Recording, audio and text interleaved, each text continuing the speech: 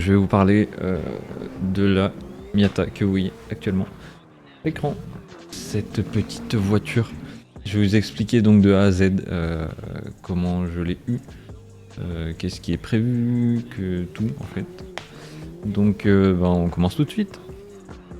Donc il faut savoir que je suis fan de voitures depuis que j'ai ma Clio, ma toute première voiture.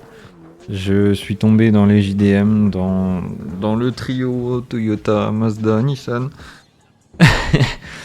Et voilà, ça m'a conquis. Donc voilà, je ne pouvais pas ne pas acheter cette voiture.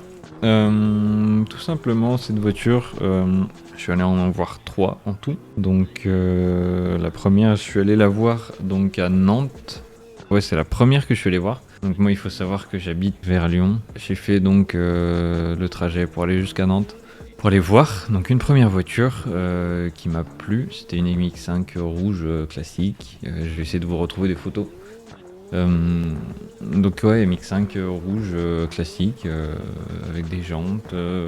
Elle était à ce moment-là 8000 je crois, 7 ou 8000, un truc comme ça. Donc je suis allé la voir, je suis allé l'essayer, tout allait bien. Moi j'étais partant pour la prendre, tout bien nickel. Le vendredi, je l'appelle, donc une semaine se passe je crois, pour lui dire comme quoi le prêt, j'allais le faire demain. Et que c'était... Enfin, savoir si c'était encore bon pour lui quoi. Et le mec m'envoie un message, il me dit la voiture est vendue, j'espère que vous trouverez votre bonheur ailleurs. Au revoir. Donc comment dire que ça m'a un peu saoulé, tout simplement quoi. J'ai fait des kilomètres, on s'était serré la main, on a dit ok pour le prix et tout, et non. Le mec l'a vendu à un autre gars apparemment. Donc voilà. Pour trouver une autre voiture, donc je suis allé en voir une deuxième. Celle-ci affichée en été apparemment à 14 000. Qu'il avait baissé donc à 11 000. Et moi je lui en ai demandé au moins 9 parce que c'était beaucoup trop cher. Donc je suis allé la voir aussi. Celle-ci c'était vers Dijon. C'était un peu moins loin, j'étais déjà un peu plus chaud pour aller la voir. On y allait un week-end dans la journée. Et au final le mec me l'a vendu comme quoi elle était pas rouillée, rien. Tout allait bien, alors qu'au final, en fait, je passais mon doigt à travers. Pareil, je pourrais vous remontrer des photos de la voiture. Le mec ne voulait rien faire niveau prix. Donc il en voulait 11 000, 10 000 au minimum, je crois. Pour moi, c'était déjà beaucoup trop, c'était pas possible. Donc, je lui ai dit non, clairement. Donc voilà, ça n'a pas fait. Ensuite, venait le moment où j'engage mon prêt. En fait, elle m'est tombée sous la main et j'ai tout de suite accroché. Je me suis dit, oh, on va regarder celle-ci. Et au final, c'est celle qui est dans mon garage à l'heure actuelle. J'en suis vraiment content. Je suis allé donc contacter le mec. Il était sur Paris, donc vers Marne-la-Vallée. J'y vais en train. Je prends le TGV pour la première fois de ma vie. Je loupe mon premier train pour la première fois de ma vie d'ailleurs. Merci papa. Non, c'est pas bien grave, mais en gros, j'avais pris le billet pour 11h, on est arrivé à 10h05. Le temps que je trouve le train, moi qui connais pas la gare, déjà de toute façon il fallait que je traverse toute la gare, ça m'aurait déjà pris 5 minutes.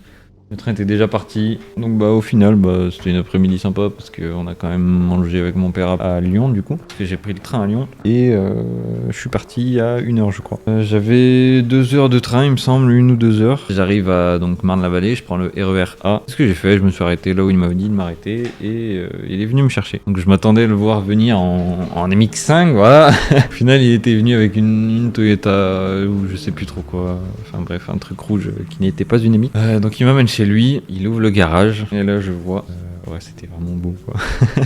J'étais vraiment content, donc il l'a sorti, on a fait un tour avec, ça a été le coup de cœur du coup. Donc voilà, me voilà avec les clés de la voiture dans mes mains, tous les papiers signés, la voiture dehors. Il commence à me charger parce que du coup j'avais les 4 jantes d'origine et plein de pièces d'origine en plus. Donc le mec l'avait jamais touché, il l'avait acheté comme ça avec toutes ces pièces. Faut arrêter de faire du bruit là. Donc voilà, on arrive à charger avec chance tout ça dans la MX. Il faut savoir que oui, même sans support spécial comme celui-ci, 4 jantes plus un pneu, ça passe.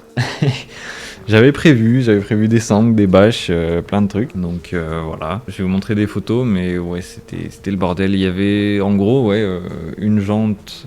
Faut savoir que les 4 jantes d'origine avaient les pneus dessus. Plus il m'avait donné un pneu neuf, donc j'avais une jante dans le coffre, une jante sur le coffre et 2 jantes avec moi côté passager, plus le pneu par dessus.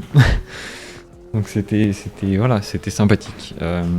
Donc c'était faisable. Sinon je l'aurais fait quand même de toute façon. Et voilà, il me proposait de faire une réduc de, elle était à 1005, il me l'a proposé à 1003 si je lui laissais les jantes. Mais je me suis dit autant les avoir. C'est toujours bien d'avoir une paire de jantes en plus. Et voilà. Donc, le coffre était blindé. Il y avait la galette, la jante. Il y avait plein de vis, de pièces de partout. Il y avait la boîte à air. Il y a plein de parties d'intérieur, d'extérieur, des vis, des boîtes.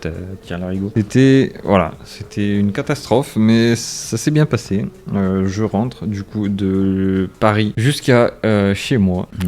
Tout se passe bien. J'arrive donc le dimanche, super content. Ma copine vient voir aussi vers minuit. J'arrive, elle sort pour venir voir la voiture. Et voilà, elle est enfin chez moi, avec moi dans le garage. Je suis refait. Donc voilà, il faut savoir que c'est donc une MX5, British Green Racing, avec donc tout l'intérieur cuir, volant Nardi, intérieur cuir que j'ai déjà modifié d'ailleurs. Les puristes vont me dire massacre, clairement, mais c'est temporaire ce que j'ai fait. Donc j'ai modifié moi personnellement l'intérieur. Tout l'extérieur, c'est ancien propriétaire qui l'a modifié. Donc il a rajouté lui de la bavette, voilà, qu'il a dû peindre en même temps d'avoir refait la peinture. Faut savoir que la peinture complète a été refaite à l'arrache. Si je vous montre 2-3 vidéos, vous verrez que ça a été fait à l'arrache, il y a de la peinture de partout. Enfin bref, je vous montrerai ça. Il a mis donc les jantes OZ Speed machin chouette Racing mes couilles. Il a rajouté donc la petite grille à l'avant, les veilleuses teintées donc fumées, et c'est tout. Il a la Véronique aussi derrière, une espèce de Véronique, je suppose que c'est ça. Donc voilà, c'est des modifications que lui a apportées. Il a mis des combinés filetés aussi, donc elle est rabaissée. Donc après, à part ça, si le volant aussi, le Nardi, c'est lui qui l'a mis. Il faut savoir que j'ai le Momo là juste en face de moi. Il va passer sur mon G29. Du coup voilà. Il faut savoir que moi donc j'ai rajouté, donc j'ai changé les intérieurs de porte. Je vais vous dire donc qu'est-ce que je compte réaliser sur cette voiture. Donc c'est simple. Tous les sièges, déjà, je vais leur faire quelque chose de sur mesure pour pouvoir les protéger, et bien évidemment noir, parce que moi je cherche à avoir l'intérieur complet noir, noir cuir si possible. Je ne sais pas, je repoussais un peu le cuir. C'est vrai qu'en été ça pique un peu, mais au final j'aime bien, c'est un certain charme, ça rajoute du prestige à la voiture, je trouve. Voilà, donc il faut savoir que au début j'aimais pas du tout non plus la couleur beige. Le beige dans les voitures, je trouvais ça pas forcément joli. Voilà, c'est assez particulier, mais je m'y suis habitué et au final j'aime assez bien. Je vais quand même le modifier parce que j'aime bien, mais je veux quand même un intérieur entièrement noir, et ouais, noir cuir si possible. Donc je pense changer les tableaux de bord si j'en trouve. Je vais changer les moquettes, je vais changer les sièges. Donc plus tard, dans un futur lointain, je pense peut-être potentiellement mettre des baquets, pas sûr, parce qu'ils sont en cuir, ils sont presque neufs, ils ont les haut-parleurs intégrés, ils sont magnifiques. Donc c'est pour ça que je pars plutôt sur l'option de les couvrir avec quelque chose de fait sur mesure. Je connais des gens qui pourraient me faire ça. J'ai refait les intérieurs de porte, mais je les referai dans un futur aussi assez proche, je pense, parce que voilà, tout simplement. J'ai envie, sauf que ça coûte cher. Donc voilà, comme vous avez pu le voir, donc j'ai acheté un hardtop. Je l'ai acheté donc à Rouen, c'était pas bien loin, donc je me suis dit tant qu'à faire, bien qu'il soit assez cher, je l'ai pris quand même. Voilà. Il m'a coûté 1100 €, mais il valait le coup. Donc voilà, je suis pas mécontent. Voilà, donc ouais, on peut le voir un petit peu sur la photo. J'ai changé, je vais essayer de vous retrouver les photos, ou juste de vous faire des photos de ce que j'ai changé personnellement. Donc le levier de vitesse, voilà, les tapis de sol, intérieur de porte. Il y a une vidéo qui arrive par rapport avec ça parce qu'ils sont pas finis. Ça fait longtemps que je les ai fait, mais ils sont pas finis. Voilà. Je prévois donc de modifier les sièges, c'est dit, l'intérieur, tout ça. Je vais mettre donc un autoradio. Il faut savoir que j'en ai déjà acheté un, mais il m'a claqué dans les mains. En gros, c'était un truc à 70 balles qui était en promo. Il était à 200 balles, mais il était en promo à 70 Amazon, donc je l'ai acheté, je me suis dit ouais, trop cool. Et faut savoir que la voiture a des problèmes de batterie, donc j'ai démarré la voiture sans cause négative de brancher, et le truc a dû griller. Donc l'audio marchait, Bluetooth aussi, mais l'écran a dû cramer. Donc je l'ai renvoyé, ils m'ont remboursé, et je compte en racheter un bien mieux cette fois, parce que je me suis rendu compte du coup que même pour 70 balles, la qualité audio est vraiment médiocre, très très médiocre. Ça grésille de partout, je peux pas mettre fort. Faut savoir que je suis un Kekos qui aime bien faire du du bruit. Donc j'ai des caissons dans la voiture, voilà. J'ai actuellement deux caissons, un certain bruit. Voilà, c'est pas fou, mais ça fait du bruit. Relié directement à l'autoradio, voilà, j'ai tout câblé moi-même. Et j'en suis bien content. Voilà. Pour la pâture autoradio, vous verrez ça donc peut-être dans une autre vidéo. Ensuite, pour le reste, qu'est-ce que je vais faire d'autre? Je vais lui acheter un béquet d'aileron, ça c'est sûr et certain. Soit je le ferai moi-même et je vous montrerai ça dans une vidéo. Parce que j'ai vu des gens qui le faisaient en fibre de verre et ça m'intéresse vraiment de faire ça parce que je compte devenir carrossier.